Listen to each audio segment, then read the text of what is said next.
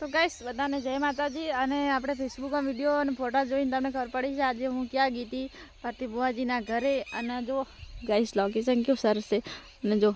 ચંદ્ર જો આપણી રાઈ જો કેવા સરસ મજાના ફૂલ થઈ ગયા છે અને મને ઠીક લાવો એક નાનો ચકડો વિડીયો બનાવી દઈએ બસ અને આપણે જો રાઈ જો જોતા જોતા કેવડી મોટી થઈ ગઈ છે અને એ हमारा बैंगन और ये राई આમાં બી રાયડું છે આમાં બી રાયડું છે ને આમાં બી રાયડું છે અને ગાઈસ જો